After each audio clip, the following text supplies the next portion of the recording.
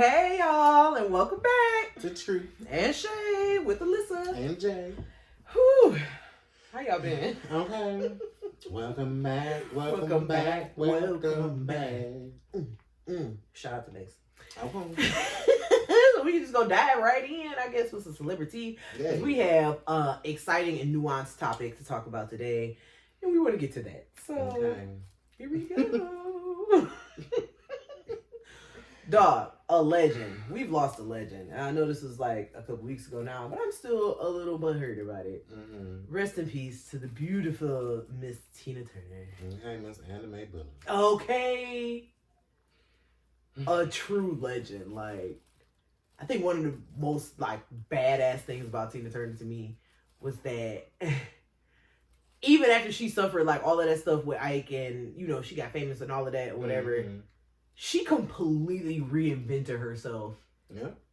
In her 50s, like 40s, 50s, 60s. You know what I'm saying? Like, at the age where they tell people, especially women, that, like, it's a wrap. Like, it's done. Like, you can't go sit down somewhere. You know what I'm saying? But she literally reinvented herself and then went on to kick ass for another 40 years. Like, fuck you, Ike. You know what I'm saying? So, she, true legend. I'm glad that we got to see her. Yeah, and, yeah, because I was going to say, damn, we're going to get a biopic, but we already got what's up got to do with it. So I was like... Yeah. Because I've been watching... Actually, it's a documentary on HBO Max called I, Tina. Mm-hmm. It is so good. And it came out, I want to say, maybe 2 years ago. Mm-hmm. I was crying watching it then. So I can't even imagine what it would do to me now. Because Tina's like, what's life got to do with this? One of the movies where, like, I seen it so much as a child. And me now growing up is like, not that I wouldn't watch it, but I wouldn't choose to watch it because it still hit heavy. Like a lot of movies like The Color Purple or like Precious, I can find the laughter in it. Well, that's because the internet. And they're like, I don't want to say they're fictional, but like, because Precious is made up of multiple stories of true events or true things people deal with. And The Color Purple was a book. But What's Love Got to Do with It hit a little different in the way, like when I watch it, it puts me in an emotional being because it's like, damn. I understand. It's heavy. Just thinking about what she had to go through. Yes. Like, I understand. Rest in peace to a beautiful soul. Queen Tina. Okay. Mother. And, like, the obvious inspiration, the blueprint for Beyonce. Like, let's be real. Like, but...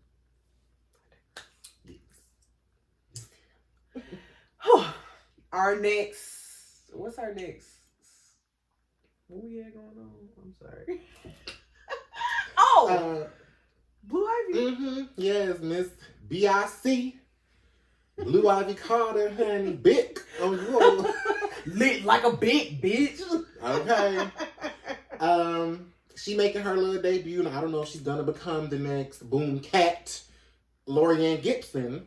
But she's definitely putting her toe into choreography, and she's been featured in a couple of the Renaissance World Tour shows overseas. Even to just be old enough now to be like, because she's always been at the shows, you know what I mean? Like, when you're a certain age, you know, the audio things and stuff like that, whatever.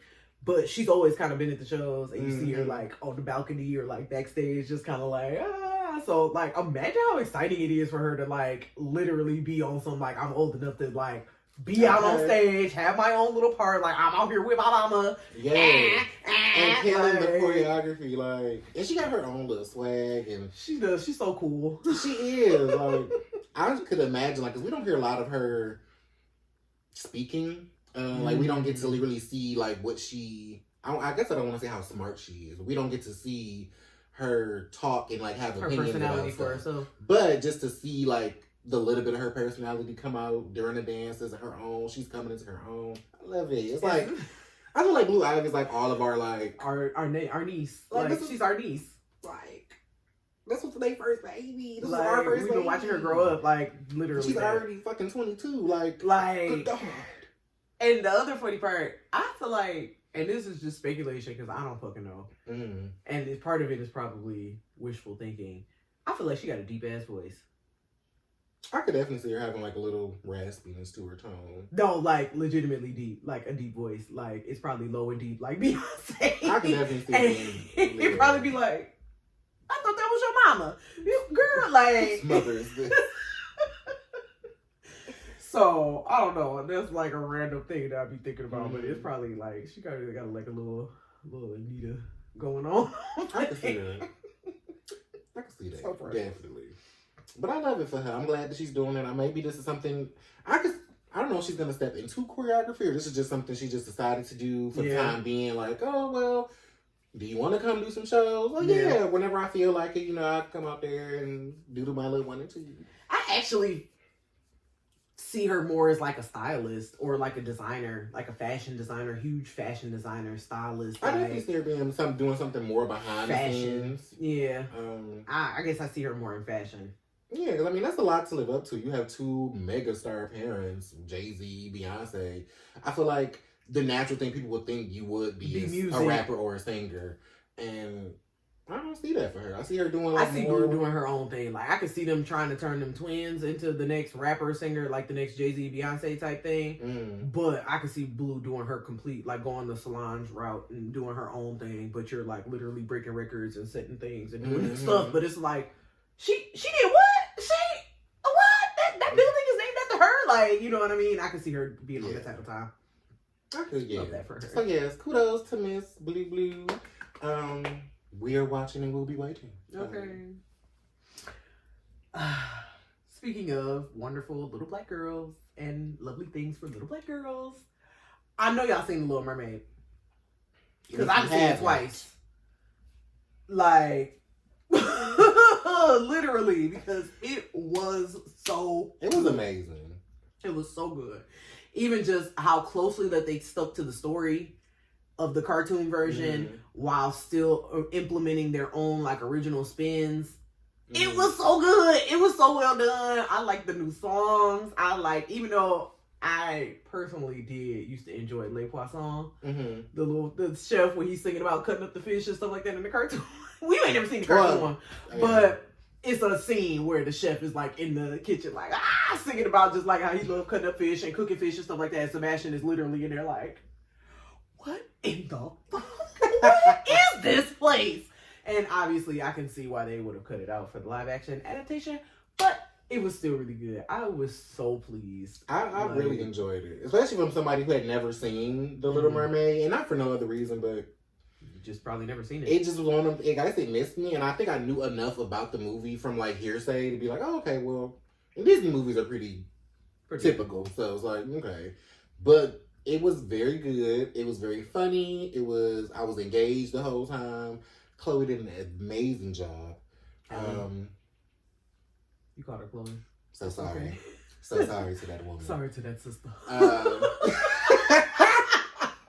But Hallie did an amazing job. Her voice is just evanescent, is what I want to say. Maybe like it's just when she did Part of Your World, I was like, and I was glad that we went to a black theater this time because somebody was like, "Sing that, girl." Okay, because it was just that's your voice, and it didn't sound extra. It was just pleasant. It wasn't forced. It was beautiful. I got a word for it, mellifluous. Come on, vocab. Yes, but literally, like, it was so sweet, like ethereal. That was a perfect word too. Like it was light, it was perfect, but it still had soul and like feeling and like. You felt that shit when she was singing. It was like she did that damn thing. I want to be part of that world, and I am a human. Okay, so like my only critique was her hair. It was upsetting me. Like it could have been more red. I understand. It wasn't even it was the color. It could have been a deeper red. They chose to, I guess, give her the ginger because I guess I was gonna say I think it was more like a black ginger. Like that's the kind of vibe that they was trying to go for. Which I understand, but it's the character. She still could have the red hair, and it was the way her hair was styled that I was still just like, okay, they're not full dreads. It's like regular hair mixed with. It was like bohemian locks. Bohemian, yeah, it was more bohemian, but I was just like.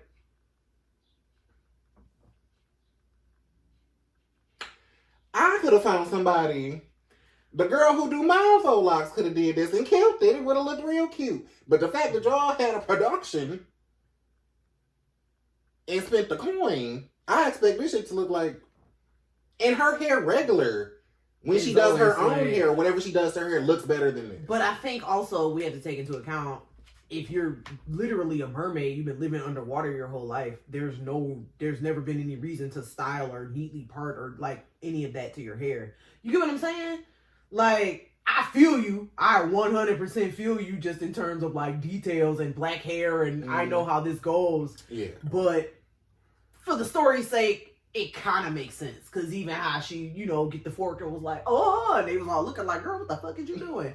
But like, you don't have, like, that let me know you don't have no concept of hairstyling. That's not something you do. You just wake up in your bowl or whatever and be swimming around however the hell it looks. Mm-hmm.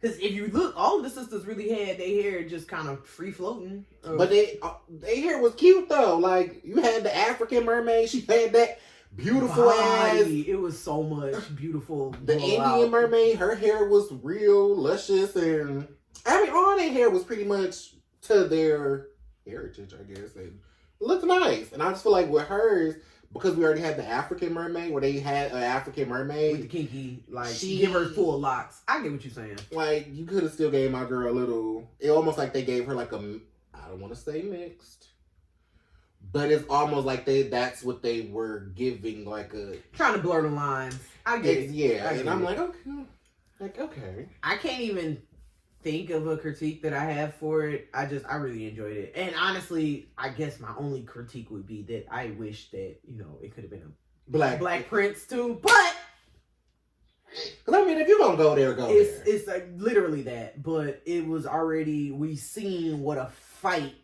it was to even have the damn mermaid be black. So, and I don't want to give it away. They don't really give it away. There was a black queen. They threw a black queen in there, which I loved of that too. But it almost gave you like Cinderella, Brandy. Yeah, it gave that Rodgers and Hammerstein Cinderella feel. So I enjoyed that too. But I don't know, because Trevor Jackson definitely could have played Prince Eric, and I know he would have belted out them songs, and I know he would have been looking fine as hell on that boat with a wet shirt. Like, I don't care. But anyway. But other than that critique, it was a wonderful movie. I definitely would see it again. I would definitely recommend people go see it. It just reminded me when we went with, like, as a family, my niece and nephew and stuff like that, and my nephew, he like literally like took my braids and was like, and like pointing at the screen. I was like, oh my god, I can start crying. Like, it was just that type of, those kind of moments, the fact that make it worth it. Representation matters. It does. And it absolutely does. In all aspects, you want to be able to see a version of yourself in what you watch and what you see in your day to day, and it just fully pushes the point of that representation matters. And that is the perfect segue to our topic for today. Come on. Hi.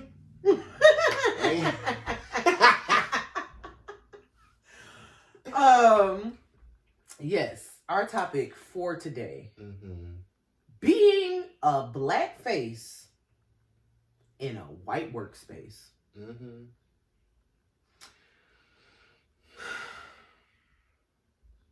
The deep side.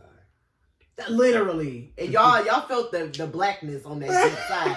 I know you did, because that's that side that you do when somebody that don't know what they doing, but it's somehow your supervisor try to tell you to do some shit, and you gotta go. And I won't say what do I want to say? Said I'm listening.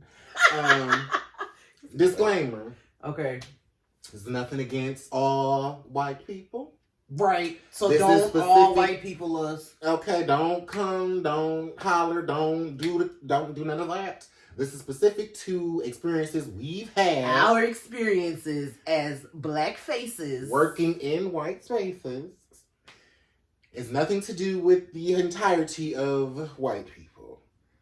So if the shoe fits, wear it. If it don't, take it off. Okay, if it don't apply, let it fly. That part. And if at this point, baby, if the same for you, the same for you. We're giving you 12 seconds to okay, because shuffle away before you get your feelings hurt. Baby, unapologetic. Put that out there. Cause you know how they act. You know how they can be. To even have the disclaimer, it's still just the like again tiptoeing around white fragility. Mm-hmm. All right. So I'm gonna preface it with this. I've worked many different arenas. Mm-hmm. Most of it being customer service. Okay. So yeah, most of them being customer service. Mm. But literally everything from like the movie theater to public storage to K Jewelers to like Buffalo Wild Wings. Like I've been kind of a little bit everywhere. Mm-hmm. And one thing that I feel like is always prevalent, obviously, there's it's always like, how do I want to phrase it? It's always stark differences between how the black people work and how the white people work. Mm-hmm. Every job I've ever had, it's always a stark difference. Yeah. And be it morale or just efficiency, mm-hmm. there's always a stark difference. And I want to say probably my first job, mm-hmm.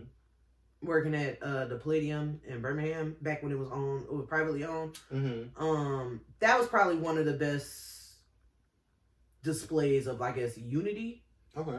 Because literally at every level there was black people and white people, or it was like somebody that was black that was the head of this, or they was a manager but it wasn't. You know, it was like evenly spread out. Mm-hmm. And everybody pretty much just did like all the work that was like required for the job that you did, you know? Okay. The first time I noticed like separation, like in a way where it affected me, would have been my second job at Planet Fitness. Like, mm-hmm. It was cool because at first, when I first started there, I was only doing the weekends, Saturdays and Sundays, 2 to 10. Mm-hmm. And then what ended up happening was a girl, she was about to go on maternity leave, and they were like, hey, well, you've been a great addition on the weekends. Would you like to take over Monday through Friday to cover her maternity leave? Mm-hmm. I didn't think nothing of it. I'm like, hell yeah, 6 to 2, Monday through Friday. I'm making more money. I'm gonna get more days, and I get my weekends off. Okay, mm-hmm. bet.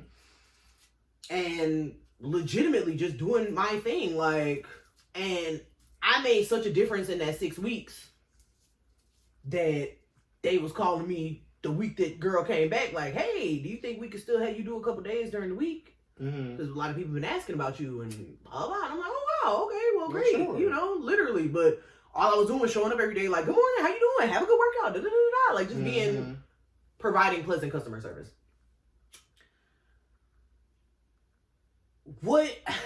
And this would become a pattern all the way up until, like, the last job that I left. My manager, she was maybe a couple years older than me. Mm-hmm. She had already graduated college, you're doing your thing, you engaged to your high school sweetheart, y'all about to get married, going on a fucking honeymoon, 3-week honeymoon in the Maldives, like all of this stuff, and you're 24, type shit. Mm-hmm. So I feel like she used to like try to figure out why people like liked me. Like, what was it about you, pretty much? Because at first she would try to be like, oh, like try to have conversation with me, oh, this is that, or oh, have you heard about this, or talking to me about opportunities and stuff like that. When it would just be like, oh, okay, well, yeah, but this is what I'm working on, and this is what I'm doing. And then it kind of started to turning into like almost like a little bit of like targeted, like, I'm gonna ask Alyssa to do this type stuff. Like, if you see some black people in the gym that's breaking the rules or whatever, could you go over there and talk to those people? Could you da-da-da-da-da, even though you're the manager type stuff, So it's like, oh, okay. Fast forward, long story short, because I started getting kind of lax. Like, after I was there for like going on about to be 2 years or whatever, I was getting kind of lax. And I was like, I would be late or just stuff like that, stuff that would happen. But in this time, she's been moved up to regional manager now. So now you are over multiple Planet Fitnesses in just this region, like in this area. Okay. So not even just the Southfield location, but multiple locations. every week though, she would still find a way to come to Southfield and be like, Jesus. Come to Southfield and be like, oh, what is Alyssa doing? Where's Alyssa? And like literally legitimately checking the security cameras, like, is Alyssa on her cell phone? And da-da-da-da-da, what is this? And it was just like, out of all the things you have to do, you're finding time to... And I'm literally the only person that actually puts my cell phone and leaves my shit in the locker like we're supposed to do. Okay. Okay. And that would just become a pattern for me in work with specifically white women who are in a position above me who can't figure out, like, I guess, like, my sauce or, like, how I do what I do. And they always try to, like, that's how I noticed that it was a pattern, because it would be, like, trying to over compliment me or, like, oh, what did asking questions and, oh, trying to get close to me.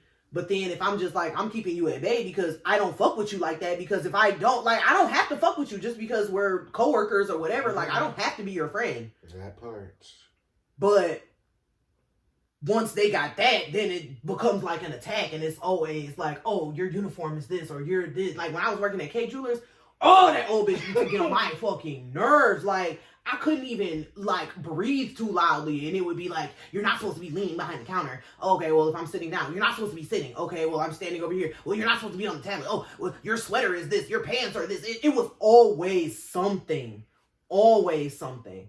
And by the time that I actually just fucking quit, like, because, girl, you got me fucked up, like, that's when they try to act like, I don't understand what the problem was. Like, what? Why would you want to leave? Like, oh my God, I don't.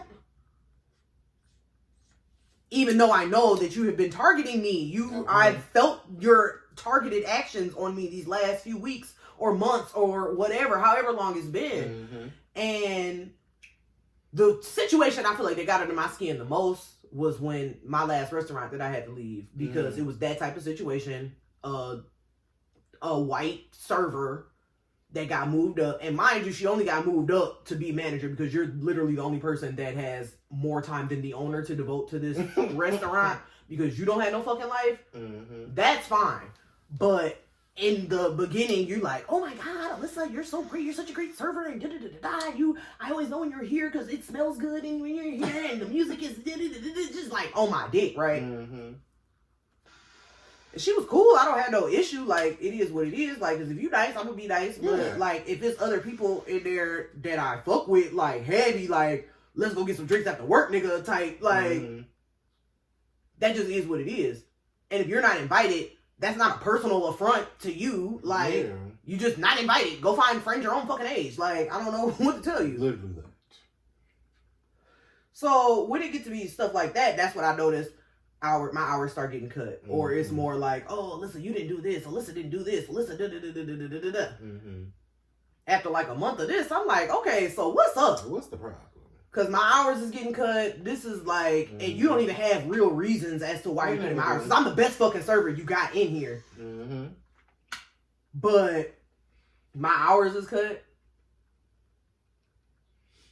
Well, you're not actually providing, I scheduled according to what's best for the restaurant, and you're indicating on what you've shown me. You know how they be trying to put a bunch of words together to say a bunch of nothing. And it was just like, okay. And I remember telling my mama about this, and I'm just like, I'm gonna go to the owner and I'm gonna just say something to him. And you know, cause he know I've been here almost 2 years, and this bitch just got here 8 months ago. Like, I know he gonna, you know, have my back. And she was like, you might want to start looking for a new restaurant. And I'm like, well, why? She's like, cause I mean, even at the end of the day, if you go to the owner, like, a lot of times they choose what's white over what's right. And I was like, that's not true. Oh my God, he's not like that. And that's exactly what the fuck happened. We had a meeting because he valued both of us, even though this bitch can't handle more than 4 tables without getting flustered. Like, come on. You know what I'm saying? But, and then at the meeting, she was just basically just saying, making up a bunch of lies, saying that I steal tables, I fuck up rotation, I don't close properly, I don't open properly, all this just bullshit, right? Because realistically, and fam, comment if you feel me on this, if you have a restaurant that has 2 sides and only one side is open for that day, why would you open the other side? Like, literally set up the other side to be open, even though you only have one side open? That don't make no sense, right? Okay, thank you. So, that was me not opening properly. So, long story short, it came down to, am I about to dig in my heels and prove to these MFs that, like, I'm the best server, one of the best servers y'all got in here, and I know what I add to a restaurant, and and am I about to dig in for cut hours and bounce checks and disrespect and bullshit? Or am I about to take my talents to South Beach? Literally. You know what I'm saying? And the restaurant that I'm working for now, working for Black owners has changed my whole, like, experience. Like, it has given me, like, a whole new, like, I feel like Rochelle, like, I don't have to do this.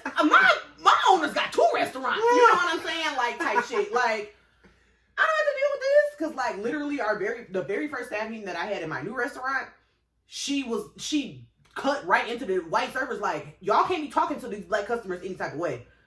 This is an African restaurant. This is African food. This is African owned. Y'all need to treat these Black people with some respect. Okay. And it is what it is. Because if I hear some racist shit, I'm coming for you. And that's real spiel. Like, I've never had an owner, like, stand up and be like, call out the things that I see as I see them happening and say something about it. You know what I'm saying? Ever. That did something for me. It let me know how things can be or could be. And mind you, all 3 of them servers that I feel like was in that meeting that felt attacked because they do be rude and callous to people. I really think all 3 of them about to quit. As they should. Okay. I feel like, I don't know. I feel like I have a tendency to block a lot of shit out that I just don't want to deal with. But the overall feeling I do have from all the jobs that I've worked, being in a Black face and a white space. For one, and mind you, I'm an only child, so I never mind being by myself. Like, I would rather be around people, but I don't mind. I can stand in my selfness and just be alone. As a middle child, I identify with that. And what I know, just in those white spaces, they don't know how to interact. Especially if you're either one of or like one of few. They don't know how to gauge conversation. They don't know how to get to know you. They don't know how to talk to you. It's just like, they just don't know what to say, so they say nothing. And that's rude. It's rude. Especially if me and a new white person started at the exact same time. And I see you engaging them and, oh, bro, did you check this out? Or you listen to this? Do you like so-and-so? But you're making assumptions about me because I'm Black. Like, that I don't know these things, or I don't listen to music or do activity outside of being Black. Girl, and it's like, all right.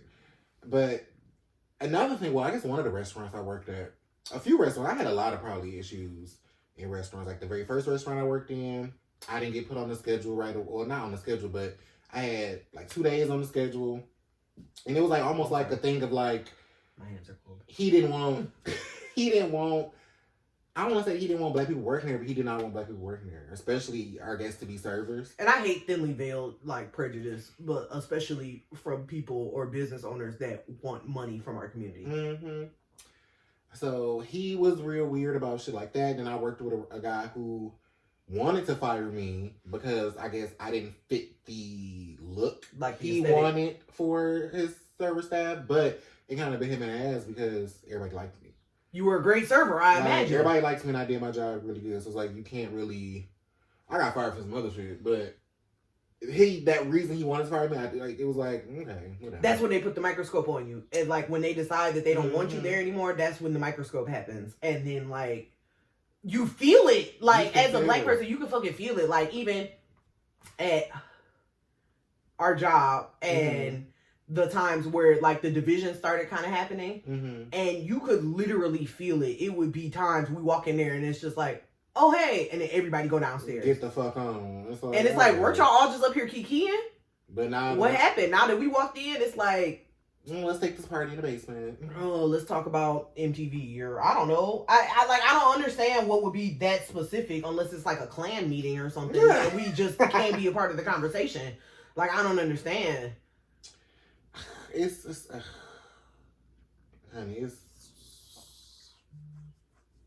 it's very frustrating. I didn't make my scalp itch, child. Okay, especially in that way where like as soon as you vocalize something or as soon as you say like this is how I feel or this is what I've been experiencing, oh my god, that's not, oh no one here would ever, oh my god, is that, I have black friends in mine, oh I do that, I watch BET and I do that. Like even with just a recent experience I had with a recent situation I just had, I was voicing my opinions on, said things that was going on in our job, and she basically was invalidating me in the conversation, basically making it seem like things weren't what I was saying, pacifying me also in the conversation as if just like, oh well I'll look into that, I'll see, and and it's like I just kept catching her up and she kept contradicting herself, and I kept catching her ass up in it because I'm like, okay, you just said that, but what about you just said this 2 minutes ago. Like, so what the fuck are you really saying to me right now? And it's like, girl, stop talking to me like I'm stupid. Yeah. Or like I'm experiencing these things. So you can't invalidate that, girl. But then on the other foot, like the mistake with the tips thing or whatever, the next day. The very next fucking day. Mm-hmm. Do you want to talk about that or? What, the whole situation? Yeah. Well, just to like illuminate the double standard.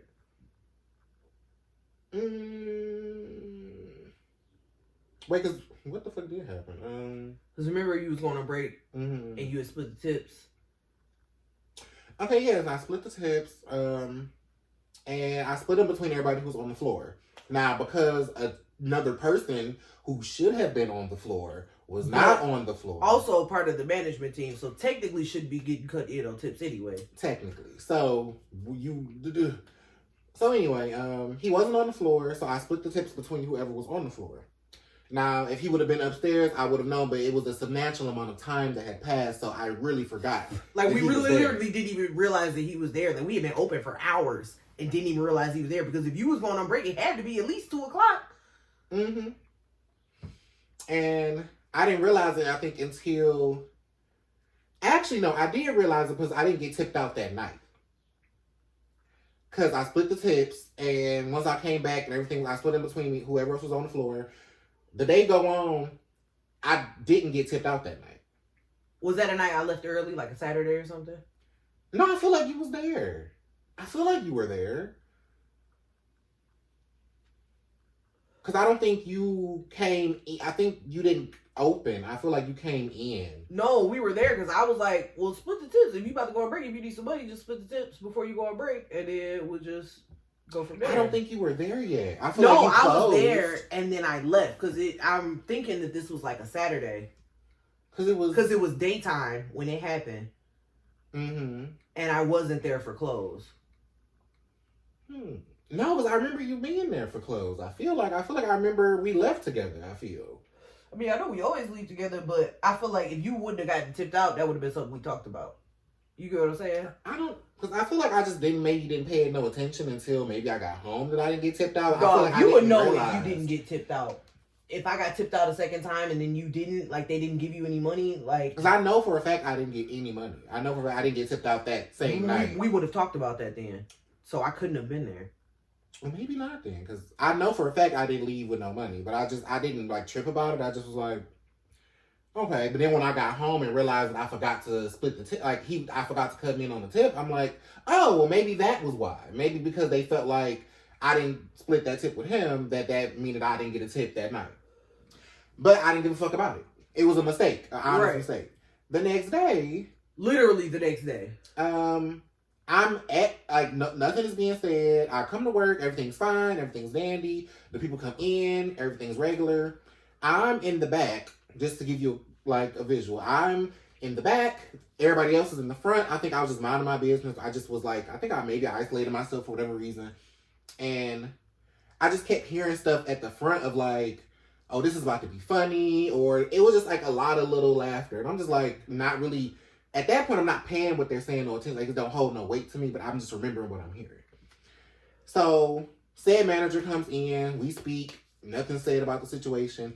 They put a message in our group chat, pretty much, our work group chat, and basically talked about how we can't no longer split tips.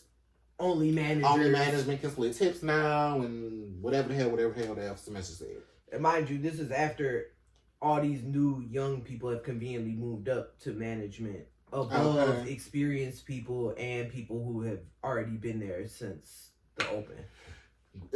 So, when the message got sent, as I'm reading it, I hear like, such and such is so funny. Such and such, look, did you see what they put in? And it was like a thing. Like, someone also, it gave me a feeling like this was pre-planned.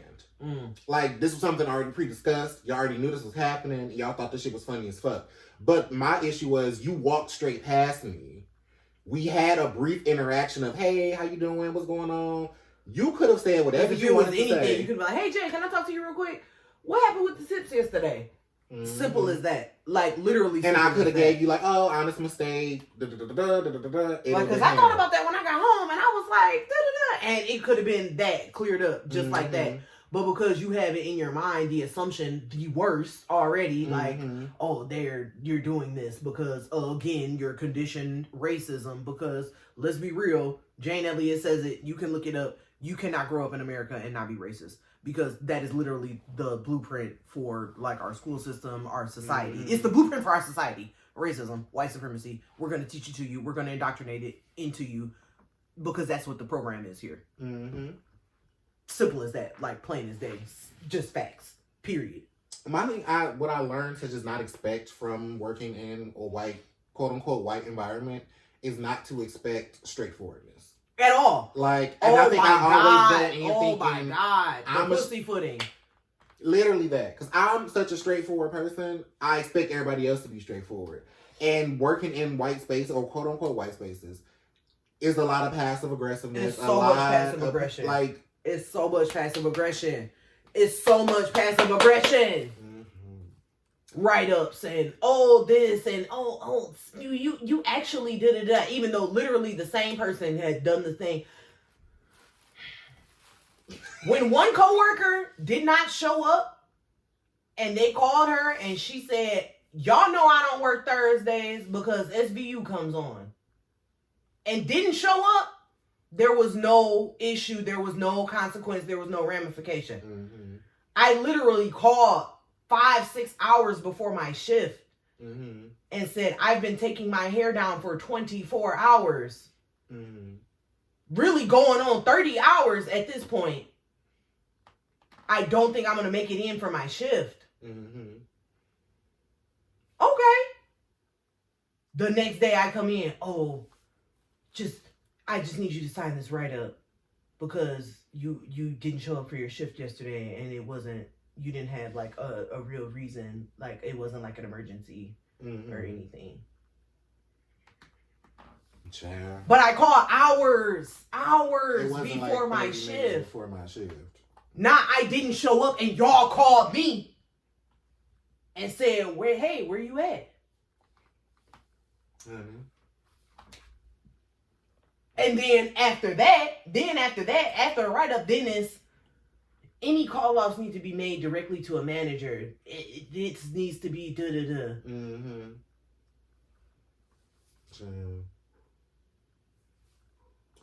All of this conveniently a week, not even a full week, 3-4 days after somebody calls off because Law and Order, which is going to be available on Peacock the next day, comes on, and I have to watch it. Honey, like I'm 50. And that's the problem. It be the audacity. I think it's more irritating in a grand scheme of like, you could be in the same job, but if wherever you work is owned by a non-black person, even more point if it's owned by a white person, you and the same white coworker could be doing the same exact job, working the same amount of hours, giving the same amount of effort, the same amount of energy to the same fucking job. They will still think whatever they're doing is more exponentially better than how you're doing the job. They will get promoted. They will get raises. They will get all the extra advances. You will still be in the position you got hired in. And even and because we are conditioned as black people to be twice as good, you can be running circles around these niggas. Mm-hmm. And still be, oh, yeah. The person you trained is your supervisor now. Mm-hmm. Type shit. Or you have shit like, just because you're friends with the assistant manager, you get promoted. You're the team lead. Now you're the shift lead. You didn't even have to start as a You've only been here for a month, but already you're a manager? How that work? When there's someone here already that's been here 6 months prior and he has X amount more experience. Mm-hmm. He's managed before. He's worked in a rec and medical dispensary before. Mm-hmm. He's got all of the qualifications that y'all need really for a GM. Mm-hmm. But y'all not gonna give him that. No, we don't want him to have any position of power. Just like after the original management team that you hired was robbing y'all blind. Y'all just let them motherfuckers go scot-free. Nothing was They get to quit and there's no... They didn't even want to give y'all the Instagram password back. Type stuff. So you could get into your account for your business. But again, the black girl that has experience running a corporate dispensary, managing a whole team, ordering and processing and rules and regulations, she knows all of this stuff. She has that experience. You don't want to give her the title. You roadblock every chance you can. You want to move the finish line. You want to move the add a little hurdle. You actually can't do this. Only owners can do this. Oh, you actually can't do this. You can't do this. You can't do this. How am I a manager? How am I managing a whole store and I can't do discounts? How am I managing a whole store and I have to get permission to put product on the floor? But then as soon as the person that I brought in is a part of the team, y'all find a reason to get rid of me, to move him right up and literally give him freelance and free range. To do everything. To do whatever.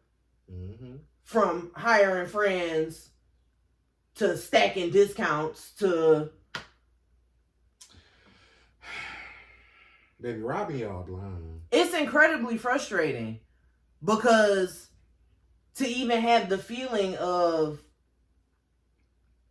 even from day one, from like the beginning, when we was weighing up product, I've been smoking over 10 years, probably 15 years at this point.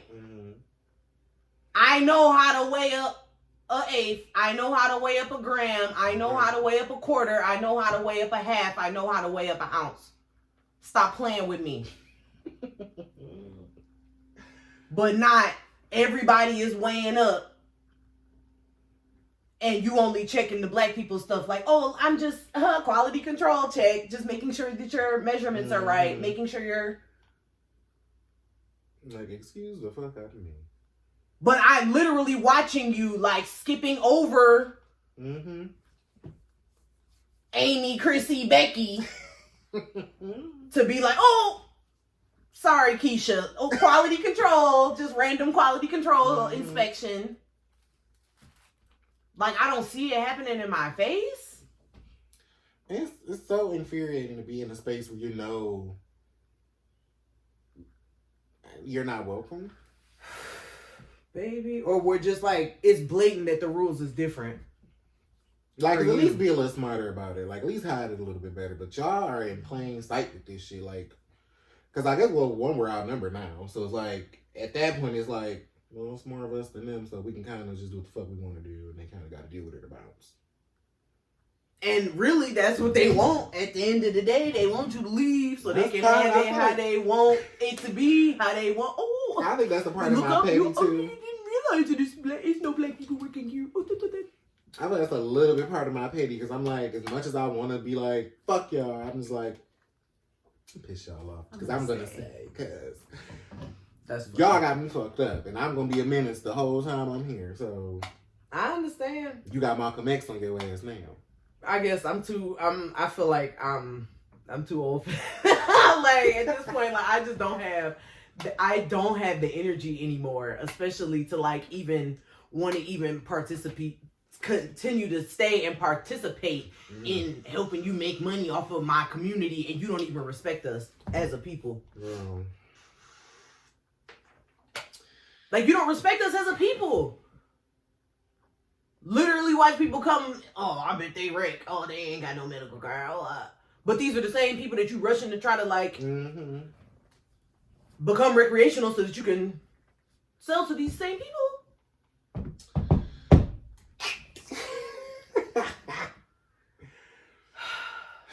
It's so frustrating. Like Black people's experience in America has been literally hard enough.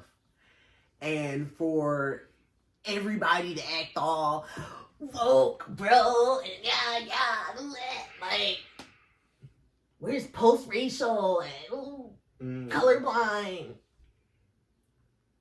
But instances like this are like clearly, plainly happening every day in the workplace. Every day, still. The fact that I've literally witnessed with my eyes.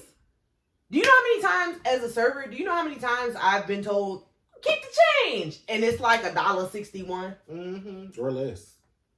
And do you know every time I say, thank you so much, have a great day. Just like when somebody leave me a $50 tip on a $20 bill, something unexpected, thank you so much, have a great day. Because that's what customer service is. Do you know I've literally seen a white server, a Black table did that to her, like, oh, just keep the change.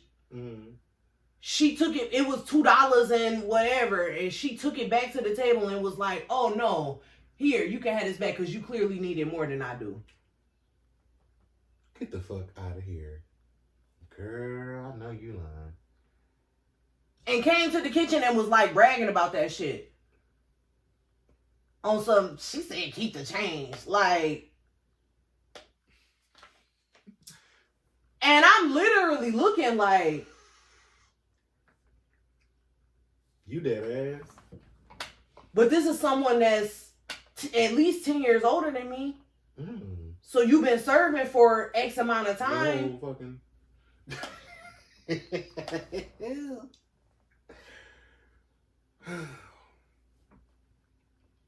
But the fact that you felt comfortable white service enough to be like, nah, you need this more than I do. To come and insult the people that you just...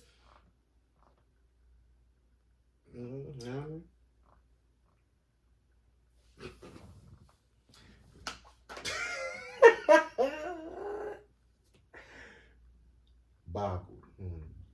Because that restaurant, thank God, they are closed. The people, some of the servers that was in there, how you say it, old white servers is the worst. They are literally the worst. They have so much entitlement and assumption about everybody. And there's no type of customer service. Them motherfuckers none. They be rude as fuck, but then literally you see them flip it on at a table that look like they uncle and they auntie and all of them. Hey, how y'all doing? What can I get you? Did y'all need it? Oh, refills? So I know you can do it. So why does Black Table only seeing you twice in 40 minutes? Yeah. Jesus. But this table ice ain't been dry yet. Nothing. Cause I've literally, it's a server, like, I've seen with my eyes, like, we got sections. 2 tables come in. One is Black and come sit in your section first. And the other one is white and come sit in my section.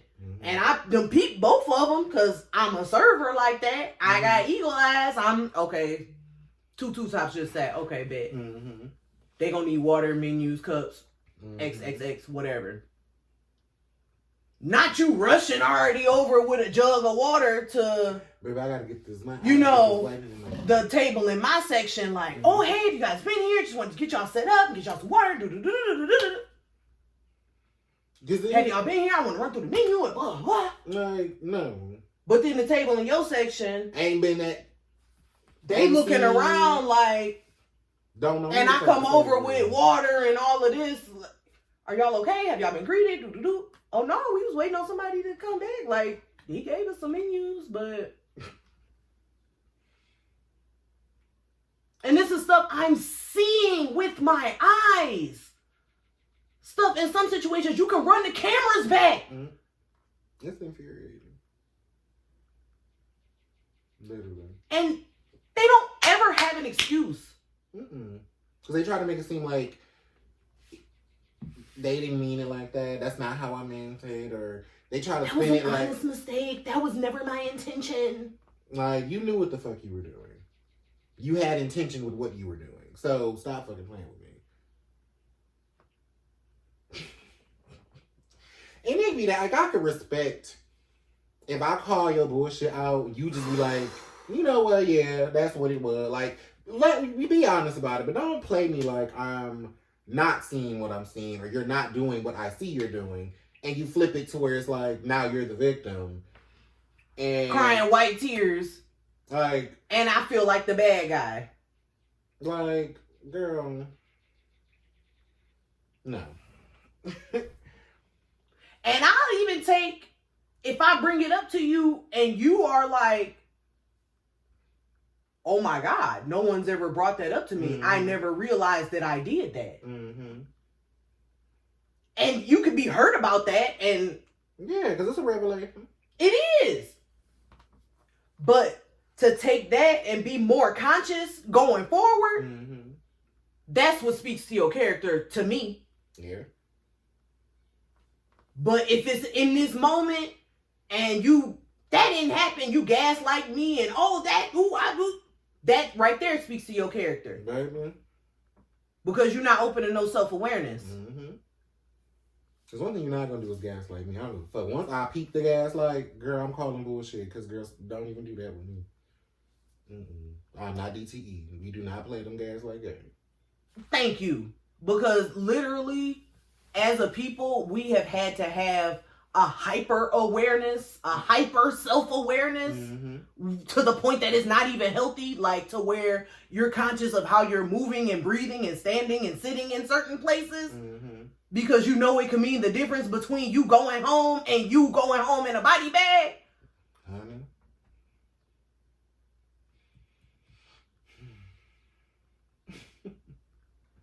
That shit is like, it's cellular level deep. And the nonchalantness, the blasé attitude about the things that we get upset about that are rooted in racism, rooted in white supremacy, rooted in this sick, toxic mess that we call American society. The attitude that we just supposed to get over it, that's not real, that didn't happen, it is fucking infuriating. It's infuriating.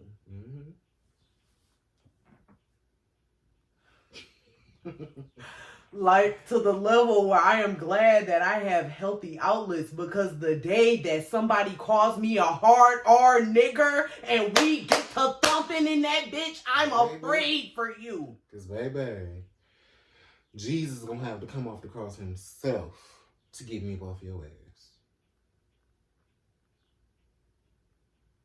Honey. Because this not even... And part of it is just because my ancestors couldn't. Literally, my mom was about to be, because literally, it's not even about me. I'm doing this for the ones that couldn't.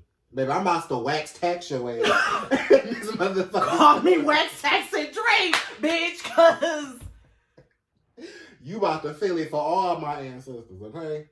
Because, baby, this for... The ones in the This field. from the way back. I reached back to 1864 and like whooped your ass. Like, this for the ones in the field, the ones getting hosed down, chased by dogs, the ones getting lynched, the ones getting churches burnt down, communities burnt up because of you fuck niggas. Ran off the road, babies, children, burnt up, killed, snatched, murdered, fed to alligators, used as circus entertainment, ripped apart by animals for entertainment.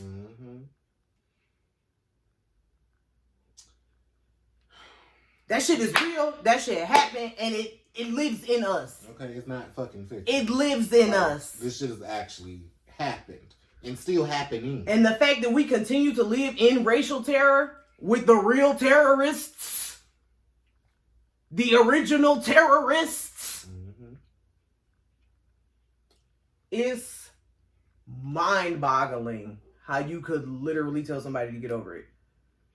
Because if I was to say to Jewish people, like, why do y'all have to have a Holocaust Memorial Museum? Like, okay, just get over it. It was only X amount of years. Like, you know what I'm saying? If I could have that type of callous attitude towards their suffering, do you know the hell that would be rained upon me? Girls, anytime you bring up the Holocaust, then, we can't talk about that.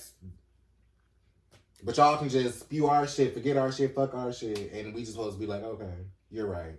We should just move on. But,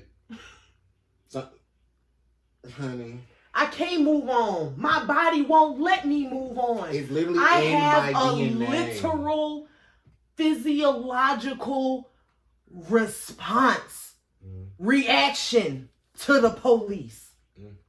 Lights flicker on. I could not be doing any absolute thing wrong. My heart drops. Like my stomach, it's hands be shaking. It literally, the State Boys was behind me for like 3 miles 2 weeks ago. It took me 40 minutes for my hands to stop shaking. After I got to work.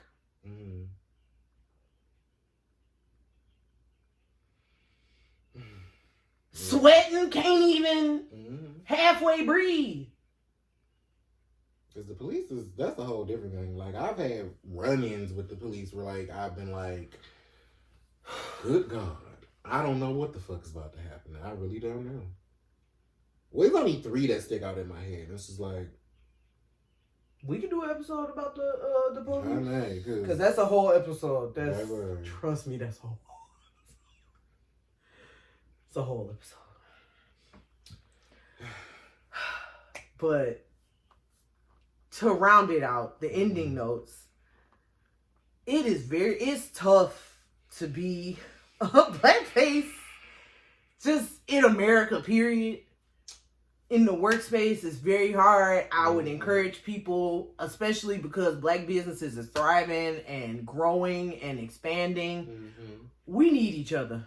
We need to be in there. We need to be the ones that's helping each other. And this is our grocery store. And this is our liquor store. And this is our gas station. And this is our whatever. So we can create and cultivate environments that are welcoming for anybody. Or, you know what I'm saying? Just anybody. Because the feeling of being isolated, being targeted, being just always having to walk on eggshells that comes with working in white dominated spaces. It's exhausting. Yes, because it's literally, you as a black person in a white space, you learn quickly to code switch. You learn that you cannot be authentically yourself. Like, even if you have an ambiguous name, like, I mean, my name's not too out there, but it's Jaquan. It's still an ethnic name.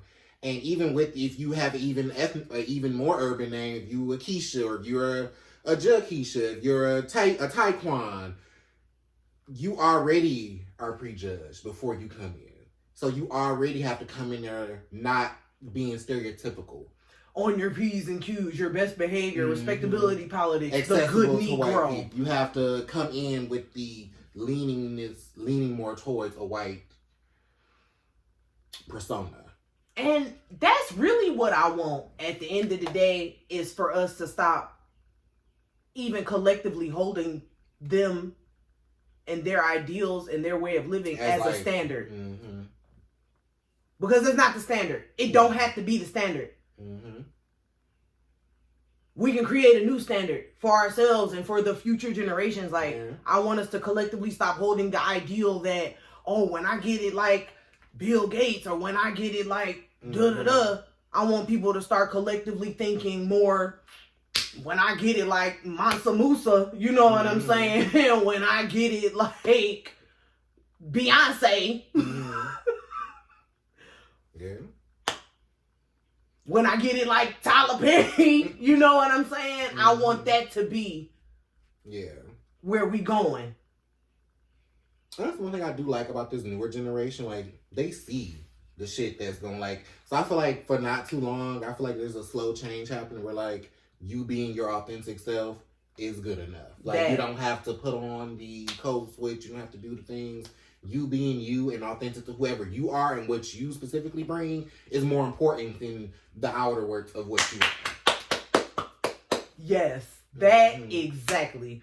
Because I love being black. I love like authentically showing up as myself. I love saying "girl" and you know, Kiki, like the different things that is of blackness, of our black culture. I love that, and I don't feel like I should have to tone those things down because I'm in a different space. I'm at the Met Gala. I'm at the president's house. I'm at tea with the queen. So like, okay, so you know what's up. You know who I'm at. You know who I'm is. I don't know. Like, you know, like, the fuck? Like... That's why I think eventually all the races will die out. Like, that's my hope. All that shit will eventually die out. But when you got people like Ron, what's his name? Ron Santos? The nigga in Florida who trying to do all that shit. Yeah, Ron Santos. When you got niggas like him, I feel like they breed nothing but, and the Trump bitches, they breed nothing but the same shit over and over. It's a constant, but I feel like eventually they'll just all die out. And it's just a dying ideology. It's a dead ideology because at the end of the day, collectively, people are better together. Excuse me. And that's what makes a society. Respecting the differences, appreciating the differences, and using them to help everyone collectively advance. Like, if it just, for example, to put it, I guess, in layman's terms, because that was kind of a long... Like, if we know, and this is not to be stereotypical, but just the facts, if we know that China is good with money, and we know that maybe America is good with production, or, you know, or that, I don't know, Kenya is good for crop production. Instead of it being like, oh, okay, bad, wow, we can use this and we can do this and we can all work together, respecting and looking at these differences to be like, oh, okay, we can all work together, as opposed to like, okay, we have these resources, so we need to charge the top dollar for them to even be able to access the and it's just like the division and the strife is just, it's gross and exhausting, and this world is like tiring and exhausting because we keep operating off crap that was instilled by a bunch of drunk, pillaging rapists and criminals from 20 years ago. Literally, you know that's a lie. Wooden teeth, like they were saying, oh, like George Washington, his dentures were made of wooden teeth because feasibly they would have had no way to use it and have it in a moist environment where it was sustainable and used for teeth. They were slave teeth that his dentures were made of. Slave teeth. So yeah, that's another little fact for y'all. It wasn't no wooden teeth because it's not physically feasible to have wooden dentures, especially in that time period. So look it up. I just had a high moment because I just want to get out because because I always say, like, America, land of the free, but at a cost. That's something I just always say it. But I was just sitting there thinking, and I'm like, America's actually like a Disney villain. Then I started thinking about Little Mermaid and Ursula, and I'm like, America's like fucking Ursula. It's like you come over here, all this promise and land and everything's gonna be so good, but girl, we need that voice. Like, yeah, everything is wonderful over here, but gotcha, bitch. I need this stuff. Like, okay, like you might not get beaten and stoned to death for being who you is. We gonna make it a lot harder for you to be exactly who you are. It's a lot of different challenges over here. We not gonna kill you. You're not gonna be ostracized, but we gonna put every roadblock in your way to make you feel the difference of who you are. That, because really, racism hurts us all. It's what feeds xenophobia, where you just of people who any type of different people, and it's just like, okay, well, what qualifies different? Honestly, like, you know what I mean? So at the end of the day, it's,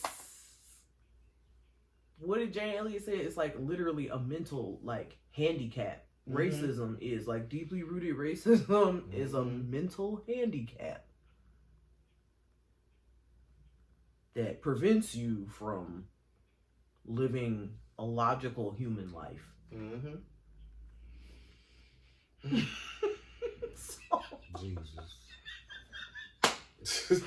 So, on the ending note, I guess basically, I don't know, be yourself, authentically show up as yourself. No matter what. No matter what you are. Be proud of your culture, be proud of your people. Do your research too. Because a lot of stuff that I didn't know, because it's been previous episodes where I mentioned that I went through like an anti-black kind of phase, like the conditioning has worked on me before too. But it was before that I knew a lot of things about what we've done and what we've accomplished and who we are as a people. And I know that, you know, Black American people have had a different journey than most. We still beautiful though. We still here. We still got so many things to be proud of. So many things that we can achieve and reach and do. We just have to believe in ourselves first. And that starts with unsubscribing to the notion that of white supremacy. And I also want to say, if you are in a space, in a white space, or you're in an environment with others, don't let it affect you, for one, but speak up, speak out, make sure your voice is heard. And don't stay in a space where you're not welcome, because I mean, unfortunately, we all need money and we all got to do what we got to do for our coin. But if you are going to stay in the space, don't stay in the space and continue to be disrespected, allow people to treat you in a type of way. If you're going to stay in the space, at least do your, I won't say do your part, but just do your best to be a voice and to try to, I don't want to say try to implement change, but just try to, don't